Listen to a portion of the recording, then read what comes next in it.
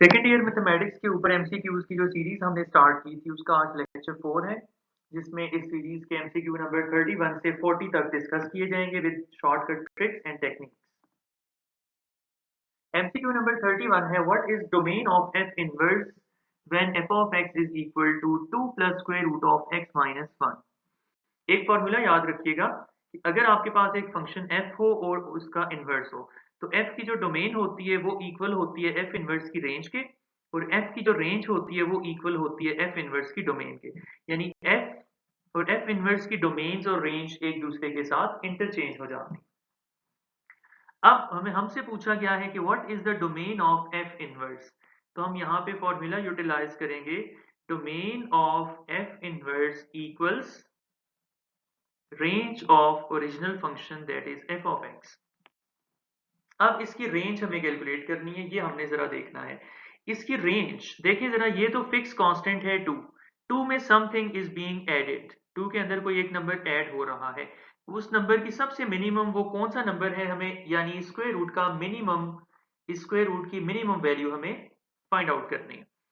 आप लोग जानते हैं कि स्क्वायर रूट के अंदर सबसे इसकी जो रेंज है, याद रखिएगा, रेंज ऑफ, ये एक पॉइंट बता रहा हूँ, डोमेन रेंज के क्वेश्चन के लिए आपको ये जुबानी याद होना चाहिए। Domain of square root function is always from 0 to positive infinity such that 0 is included. याद रखिएगा, तो यहां से आपको नजर आ रहा है कि स्क्वायर रूट फंक्शन की एक ही रेंज होती है हमेशा, क्वेश्चन कुछ भी हो जाए, रेंज उसकी होती है 0 से 0 और 0 से greater number, 0 1 1.5 2 3 up to 100 and so on. तो नजर आ रहा है कि सबसे मिनिमम वैल्यू 0 होगी, तो इसकी अगर मिनिमम वैल्यू यहाँ पे लगाई जाए तो इसकी रेंज कैसे बन सकती है, 2 लिखा हुआ है और उसकी सबसे मिनिमम वैल्यू है 0, तो ये 2 से इसकी रेंज शुरू होगी, तो यानी इसकी जो वैल्यूज आना शुरू होंगी वो होंगी 2 से greater values. This is the range of a original function f of x। तो इसकी रेंज है 2 से positive infinity, beta option is the correct option. MCQ number 32, parametric equation of this. यहाँ पे जरा मैं आपको कुछ पॉइंट्स याद करवा दूं। पहली बात आप याद कीजिएगा, सर्कल, इसकी इक्वेशन क्या होती है, यहाँ पे मैं इक्वेशन लिखूंगा। सर्कल की इक्वेशन होती है x square plus y square equals a square. इसकी पैरामीट्रिक इक्वेशंस क्या होती हैं वो मैं यहाँ पे इस हेडिंग के नीचे लिखूंगा। सर्कल की पैरामीट्रिक इक्वेशंस याद कीजिएगा, ये एमसीक्यूज में पूछी जाती हैं, मैनी टाइम्स आ चुकी हैं। X is equal to cos theta and y is equal to a sine theta. Second shape होती है इलिप्स। इलिप्स की इक्वेशन याद रखिएगा, इलिप्स की इक्वेशन होती है x square divided by a square plus y square divided by b square is equal to 1। Ellipse की जो है पैरामीट्रिक इक्वेशंस क्या होती हैं, ये भी मैं आपको इधर लिखवा देता हूँ, इनको भी आप लोग याद कीजिएगा। इलिप्स की इक्वेशंस होती हैं x is equal to a cos theta and y is equal to b sine theta. तो सर्कल और इलिप्स में थोड़ा सा डिफरेंस है, यहाँ पे ये दोनों चेंज हो जाते हैं। और ये पॉइंट याद रखिएगा, प्रीवियस भी लेक्चर में मैंने बताया था कि circle is a special case of ellipse, ये बात एमसीक्यूज में आपसे कभी ना कभी पूछी जाएगी। थर्ड शेप हम स्टडी करते हैं पैराबोला। पैराबोला की काफी सारी इक्वेशंस होती हैं, यहाँ पे मैं आपको बता देता हूँ, y square is equal to 4ax, और इसकी पैरामेट्रिक इक्वेशंस आपने याद करनी है, a t square and y is equal to 2at। Last shape जो हमारे पास आपने याद करनी है, दैट इज कॉल्ड हाइपरबोला। इसकी इक्वेशन में यहाँ पे नेगेटिव साइन आ जाएगा, x square over a square minus y square over b square is equal to 1। इसकी पैरामेट्रिक इक्वेशंस क्या होती हैं, इनको भी आप याद कीजिएगा, x is equal to a secant theta and y is equal to t tan theta. ठीक है, ये सारी बातें आपने याद रखनी है, इनमें से कोई एक ना एक पॉइंट आपसे पूछा जाता है। ये चैप्टर नंबर 6 और 1 की सारी बातें मैंने समराइज्ड फॉर्म में इधर आपको बता दी हैं। आखिरी बात जो आपने याद रखनी है वो भी मैं इधर ही डिस्कस कर देता हूँ, ताकि मेरी ये कोशिश है कि एमसीक्यूज में एक भी नंबर आपका ना कटने पाए, और आप भी इस चीज के ऊपर मेहनत कीजिएगा कि एमसीक्यूज में आपके फुल मार्क्स आने चाहिए। एक्सेंट्रिसिटी क्या होती है, ये चैप्टर 6 की बातें, उसको आप छोड़ दीजिए। फिलहाल आपने याद रखना है कि सर्कल की एक्सेंट्रिसिटी होती है इक्वल टू 0, इलिप्स की एक्सेंट्रिसिटी होती है लेस देन 1, पैराबोला की एक्सेंट्रिसिटी इक्वल टू 1 होती है, और हाइपरबोला की एक्सेंट्रिसिटी ग्रेटर देन 1 होती है। ये जस्ट आप याद रख लीजिएगा, क्योंकि ये एमसीक्यूज में वैल्यू आपसे पूछी जा सकती है। ये क्वेश्चन है लिमिट का 1.3 से रिलेटेड, तो मैंने आपको सिखाया हुआ है कि जब भी लिमिट से रिलेटेड क्वेश्चन आता है आपने डायरेक्ट x की जो लिमिट होगी उसको क्वेश्चन में डाल के पुट करके रिप्लेस करके चेक करना है क्वेश्चन की क्या फॉर्म बनती है। तो जहां पे आपके पास, सॉरी यहाँ पे n था, जहां आपके पास n है, n को रिप्लेस करवा दीजिए आप हर जगह पे इन्फिनिटी के साथ। तो 1 divided by infinity approaches to 0, तो ये आपके पास बन जाएगी 1 पावर इंफिनिटी फॉर्म। याद रखिएगा वो क्वेश्चन जिसमें लिमिट डालने से 1 पावर इंफिनिटी फॉर्म बनती है, उसका आंसर बनाने के लिए हम 1 के साथ आने वाली इस सेकंड टर्म को पावर के साथ मल्टीप्लाई करेंगे, कैंसिलेशन करेंगे, जो रिजल्ट आएगा उसको हम कांस्टेंट e की पावर बना देंगे, तो e square will be the final answer. ये लेक्चर नंबर 1 का जो फर्स्ट एमसीक्यू है उसको जरूर देखिएगा, उसमें इस टॉपिक में को जो है इन डिटेल डिस्कस किया गया है।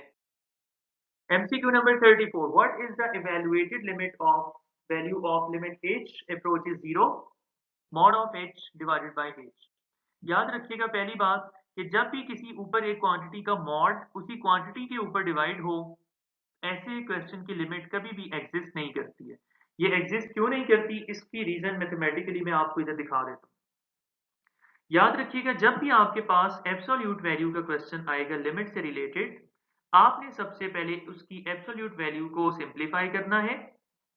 ठीक है, एब्सोल्यूट वैल्यू को सिंप्लीफाई करने के बाद आपने लिमिट लेनी है। ये सीक्वेंस याद रखिएगा, अदरवाइज आप कंफ्यूज रहेंगे और आपके आंसर्स हमेशा रॉन्ग आएंगे। तो यहाँ पे हम जरा लेफ्ट हैंड लिमिट कैलकुलेट करते हैं। लेफ्ट हैंड लिमिट को हम लिखते हैं limit h approaches 0 negative mod of h divided by h। अब चूंकि हमने लेफ्ट हैंड लिमिट को कंसिडर किया है, तो मॉड आप लोग जानते हैं कि since mod of h is equal two plus h और minus H, plus minus H इसके आंसर आते हैं। नेगेटिव है, जीरो से लेस है, तो आप नेगेटिव वैल्यू कंसिडर करेंगे, यानी अभी आप इधर पुट करेंगे मॉड ऑफ एच को equal to negative h because x is slightly less than zero, h is slightly less than zero, तो ये आएगा minus h divided by h. H से कैंसिल, एब्सोल्यूट वैल्यू सिंप्लीफाई होगी। अब आप limit apply करेंगे, h approaches 0 minus 1, तो 1 के अंदर कोई h है ही नहीं जहां हम 0 पुट करें, तो इसका आंसर आ जाएगा प्लस 1। अब राइट हैंड लिमिट हम चेक करते हैं। Right hand limit same formula, मैंने जैसे बताया राइट हैंड लिमिट में जो h होगा वो अप्रोच करेगा 0 पॉजिटिव को, उसकी वजह से एब्सोल्यूट वैल्यू का आंसर आएगा plus h divided by h। या आई एम सॉरी, यहाँ ये प्रीवियस स्टेप में ना इस नेगेटिव साइन को हम इग्नोर कर गए थे, इसको यहाँ हम लिख देते हैं, तो इसका फाइनल आंसर आ रहा है नेगेटिव 1। तो यहाँ पे आपने देखा कि लिमिट लगाने से पहले फर्स्ट स्टेप पे हमने जो है सिंप्लीफाई किया एब्सोल्यूट वैल्यू को, तो यहाँ पे आंसर निकला प्लस 1। जब लिमिट एग्जिस्ट करती है तो लेफ्ट हैंड लिमिट और राइट हैंड लिमिट्स को इक्वल इक्वल होना चाहिए। हम कहते हैं अगर लेफ्ट हैंड लिमिट और right hand limits equal equal हो then we say that the limit exist. But यहाँ पे लेफ्ट हैंड लिमिट जो है वो नेगेटिव 1 आ रही है, राइट हैंड लिमिट पॉजिटिव 1 आ रही है, both are different, therefore given limit does not exist.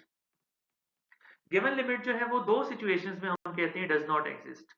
Number 1, ये सिचुएशन लेफ्ट हैंड लिमिट और राइट हैंड लिमिट्स डिफरेंट हो जाएं, और नंबर 2 आपके पास आंसर या तो प्लस इंफिनिटी आ जाए या माइनस इंफिनिटी आ जाए। इन तीन सिचुएशंस में हम कहते हैं कि limit does not exist.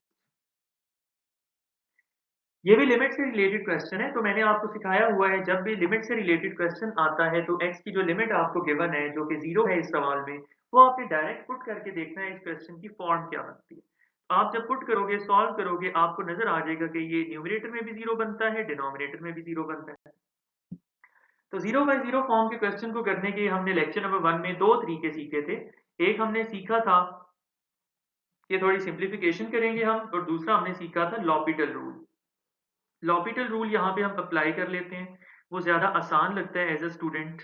L'Hôpital rule ये कहता है कि अगर गिवन क्वेश्चन में लिमिट डालने से 0 बाय 0 फॉर्म बन रही हो या इन्फिनिटी ओवर इन्फिनिटी फॉर्म बन रही हो, सिर्फ इन दो सिचुएशंस में आपने न्यूमरेटर और डिनोमिनेटर का अलहदा अलहदा डेरिवेटिव लेना है विदाउट यूजिंग कोशेंट रूल। याद रहे कोशेंट रूल की कोई गुंजाइश नहीं है लॉपिटल रूल में। अब हम इसका डेरिवेटिव लेते हैं। आप देखें what is the derivative of cos 3 pi by 2 minus x. इसका डेरिवेटिव होगा साइन 3π/2 माइनस एक्स। आगे ये कांस्टेंट नंबर है 3π/2, इसके अंदर वेरिएबल x नहीं है तो कांस्टेंट का डेरिवेटिव 0 हो जाएगा। फिर डिनोमिनेटर में x का डेरिवेटिव 1 आ जाएगा। अब यहाँ पे जो हमारे पास रिजल्टिंग एक्सप्रेशन बचा है उसको हम नोट कर लेते हैं। हमारे पास बच गया साइन 3π/2 माइनस एक्स। तो इसके ऊपर हम फॉर्मूला लगा देते हैं, ठीक है, इसके ऊपर हम फॉर्मूला लगा देते हैं। तो x अप्रोचेस 0, साइन 3π/2, तो x की जगह आप रिप्लेस कर दें 0, ये बन जाएगा साइन 3π/2। अब कैलकुलेटर से आप निकाल सकते हैं साइन 3π/2, ये 270 डिग्रीज बनता है equal to -1। Beta option is the correct option. ये इसका फर्स्ट मेथड है। इसका एक और मेथड भी है। आप लॉपिटल रूल अगर यूज नहीं करना चाहते, एक और तरीका सिखा दे तो एमसीक्यूज के सारी ट्रिक्स आनी चाहिए आपको। cos 3π/2 जो है वो अलाइड एंगल का फॉर्मूला यूज करते हुए इसका आंसर आता है माइनस साइन एक्स। ठीक है, अगर अलाइड एंगल का कंसेप्ट आपको नहीं आता तो यहाँ पे आप cos अल्फा माइनस बीटा का फॉर्मूला लगा लीजिए, सेम रिजल्ट आएगा माइनस साइन एक्स। और ये जो cos 3π/2 है, कैलकुलेटर से आप चेक कर सकते हो, इसका आंसर 0 आ जाएगा डिवाइडेड बाय एक्स। अब ये जो नेगेटिव साइन है इसको हम साइड पे कर लेते हैं, तो रिजल्टिंग एक्सप्रेशन जो बच गया उसको हम नोट कर लेते हैं। अब वो जो सैंडविच थ्योरम की एक करोलरी आपने पढ़ी थी, डिडक्शन पढ़ी थी, उसके मुताबिक सारी कंडीशंस फुलफिल हो रही हैं, सो इस लिमिट की वैल्यू आ जाएगी इक्वल टू 1, तो ओवरऑल ये बन जाएगा -1। आप देख रहे हैं कि दोनों मेथड्स हमने अप्लाई किए और आंसर हमारा सेम आ गया। What is the value of f inverse of 6? यहाँ पे एडजॉइंट मेथड यूज होगा इनवर्स निकालने का। लेक्चर नंबर 3 में हमने सीखा था एडजॉइंट मेथड। यहाँ पे जरा मैं आपको फिर रिकॉल करवा दूं। अगर आपके पास कोई फंक्शन इस शक्ल का हो ax plus b divided by d c x plus d, तो इसका इन्वर्स कैसे कैलकुलेट करते हैं हम, ये ट्रिक याद रखिएगा, ये शॉर्टकट ट्रिक है। इसका एडजॉइंट लेंगे, ए बी और सी और डी का हम एडजॉइंट लेंगे, एक्स को आपने नहीं डिस्टर्ब करना। एडजॉइंट लेंगे तो ये सिचुएशन बन जाएगी आपके पास, ये इन्वर्स होता है। अब इसी तरह आप जरा देखिए यहाँ पे एफ ऑफ एक्स, इसके डिनोमिनेटर में आपको कुछ सी एक्स प्लस डी गिवन नहीं है, तो आप लिख सकते हैं ना खुद से 1। जब किसी नंबर के डिनोमिनेटर में कुछ नहीं होता तो 1 होता है। इसी तरह 1 है तो 1 के अंदर 0x ऐड करें तो 1 plus 0 is again 1, doesn't matter. अब आप इसका एडजॉइंट ले लीजिए, ये बन जाएगा इनवर्स। कोई लेंथी प्रोसीजर आपको जो है लेंथी प्रोसीजर में इन्वॉल्व होने की जरूरत नहीं है। एडजॉइंट लें 5, 1, 0 और 1 का, तो ये बनेगा x minus 1 minus 0 into x plus 5। तो अल्टीमेटली ये क्या बनेगा, f inverse of x is equal to x minus 1 divided by 5।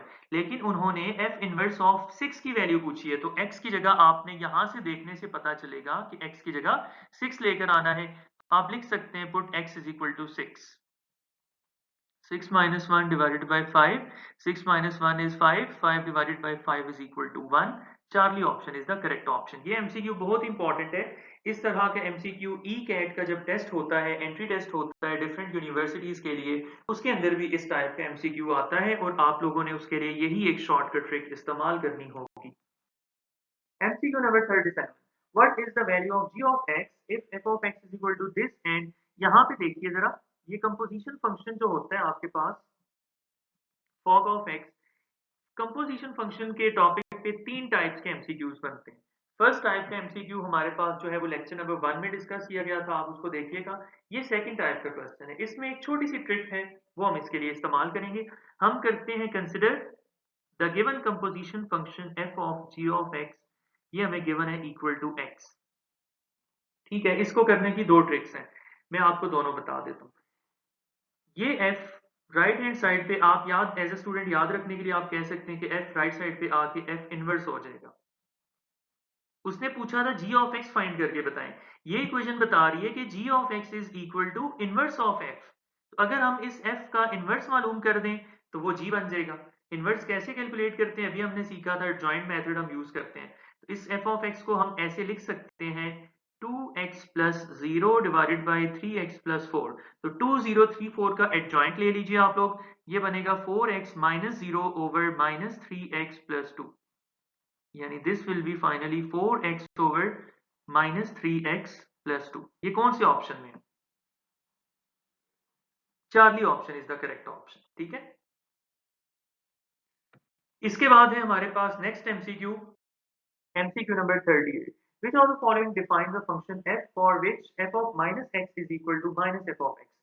ये ऑड फंक्शन की डेफिनेशन लिखी हुई है, वो फंक्शन फर्ज करें हमारे पास एक ओरिजिनल फंक्शन हो f of x, अगर इसके अंदर मौजूद इनपुट x की जगह हम माइनस x डालें और फंक्शन उस इनपुट के माइनस साइन को बाहर निकाल दे, उसको एब्जॉर्ब ना कर सके, ऐसे फंक्शन को हम ऑड फंक्शन कहते हैं। For example f of x is equal to x cube, आप x के अंदर माइनस x रिप्लेस करें और देखें रिजल्ट क्या आता है, ये बनेगा माइनस एक्स क्यूब। अब एक्स क्यूब की जगह आप डाल दें एफ ऑफ एक्स, तो वो फंक्शन जिसका F of minus x equal होता है माइनस एफ ऑफ एक्स के, उसको हम ऑड फंक्शन कहते हैं।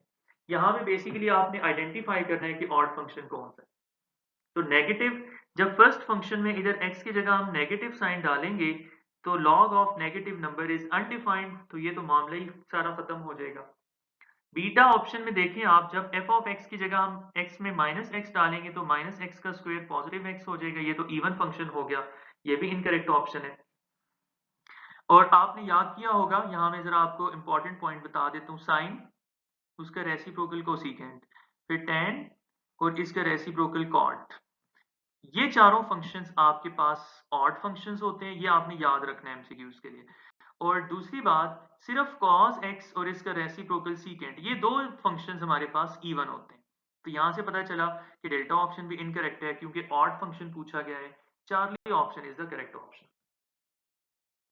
If f of x is equal to this, then which of the following represents f of 1 plus x? इसका शॉर्टकट ट्रिक कोई नहीं है, तो ये जहां जहां पे x हमें दिखाई दे रहा है वहां वहां x को हम रिप्लेस करेंगे 1 plus x के साथ, because we require f of 1 plus x। तो जहां जहां x था वहां वहां 1 प्लस x को लेके आइए, ये हो जाएगा 1 plus x whole cube minus 2 into 1 plus x whole square, then 4 into 1 plus x और एट द एंड माइनस 1। तो ये प्रॉपर सिंप्लीफिकेशन करनी पड़ेंगी हमें। a plus b whole cube का फॉर्मूला होता है a cube plus b cube plus 3a square b plus 3ab square, ये फॉर्मूला हम लगा देते हैं। इस फॉर्मूले के अकॉर्डिंग हमें ये बात मिल जाएगी। फिर -2 आगे यहाँ पे a प्लस बी का whole square, that is a square plus b square plus 2ab, then इस 4 को अंदर ब्रैकेट में मल्टीप्लाई करवा देते हैं और फर्दर सिंप्लीफिकेशन कर लेते हैं। तो सबसे पहले x क्यूब आ जाएगा, डिक्रीजिंग ऑर्डर में लिखते हैं, फिर 3x स्क्वायर आ जाएगा, फिर आपके पास 3x और फिर प्लस 1 आ जाएगा। इस -2 को अंदर ऑपरेट करवा दीजिए, -2 -2x स्क्वायर और -4x। अब यहाँ पे देखना है कि कुछ कैंसिलेशन जो हो रही हैं उनको परफॉर्म करना है आपने। तो -4x प्लस 4x के साथ कैंसिल हो जाएगा। उसके बाद ये देखिए आपके यहाँ पे हमारे पास सबसे पहले बना x क्यूब, फिर ये 3x square minus 2x square will be single x square, x वाली टर्म एक ये 3x है और कुछ भी नहीं है, तो ये 1 माइनस 2 हुए -1, वो -1 और ये -1 दोनों मिलके हुए -2 प्लस 4 इज +2। तो ये कौन सा ऑप्शन है, x cube plus x square plus 3x plus 2, alpha option is the correct option. Last MCQ आज के लेक्चर का, what is the value of cos hyperbolic inverse of x। यहाँ पे पहले मैं आपको बता दूं कि इसका करेक्ट ऑप्शन है बीटा ऑप्शन। अब ये आपकी बुक में कुछ फॉर्मूलाज लिखे हुए हैं, ये आपने याद करने हैं, ठीक है। सबसे पहले इसको याद करने की ट्रिक मैं आपको बता देता हूँ। साइन हाइपरबोलिक इनवर्स x की वैल्यू आपने याद करनी है। ये टोटल 6 फॉर्मूले हैं ना, मैंने अभी आपको बताया, 6 में से 3 फॉर्मूलाज आपको याद करने पड़ेंगे, बाकी 3 की ट्रिक आपको बताई जाएगी। सेकंड ये फॉर्मूला होगा, थर्ड फॉर्मूला ये होगा, ठीक है। Sine hyperbolic inverse is equal to natural log of x plus, यहाँ पे जो एंगल होगा वो इधर ऐड होगा और आगे स्क्वायर रूट वाली टर्म आ जाएगी, और tan इनवर्स में 1/2 natural log of 1 plus x over 1 minus x. सीकेंड hyperbolic inverse का ये वाला फॉर्मूला होगा। अब आप देखें कि cos हाइपरबोलिक x का फॉर्मूला बनेगा साइन से, हम ये वाला साइन चेंज करेंगे, नेगेटिव लाएंगे तो रिजल्टिंग फॉर्मूला होगा cos हाइपरबोलिक इनवर्स x का। फिर tan हाइपरबोलिक इनवर्स में हम अंदर साइन चेंज करेंगे तो ये जो रिजल्टिंग फॉर्मूला है ये आपके पास होगा cot हाइपरबोलिक इनवर्स का। तो आपने देखा कि यहाँ पे साइंस को हमने शफल कर दिया, नेगेटिव x का प्लस x हो गया और इस +1 का -1 हो गया। इसी तरह सीकेंट को हम चेंज करेंगे तो resulting formula will become for cosecant hyperbolic. तो ये कैसे बना, हमने ये वाला साइन चेंज किया तो ये रिजल्टिंग फॉर्मूला हो गया कोसीकेंट हाइपरबोलिक का। ये फ़ॉर्मूलाज़ बिल्कुल भी डिफ़िकल्ट या जो है इस तादाद के लिहाज़ से ज़्यादा समझ के आपने इनको इग्नोर नहीं करना। ये एमसीक्यूज़ में आपसे पूछे जाएँगे और इसके बाद आगे जो डिफरेंट एंट्री टेस्ट के लिए डिफरेंट यूनिवर्सिटीज़ में आप लोग टेस्ट देंगे, उसमें भी ये फ़ॉर्मूलाज़ पूछे जाएँगे। तो एक बार यहाँ पे आपको जो है थोड़ी-सी मेहनत करवाई जा रही है। एक बार इसको आप कर लें, तो इंशाल्लाह आपको इससे जो है वो यानी एक तीर से दो शिकार, फेडरल बोर्ड, पिंडी बोर्ड, जौन-सा आपका रेलेवेंट बोर्ड है, उसमें भी एमसीक्यूज़ आपको बेनिफिट देंगे और उसके बाद ई कैट के आने वाले एंट्री टेस्ट में भी ये एमसीक्यूज़ आपको बेनिफिट देंगे।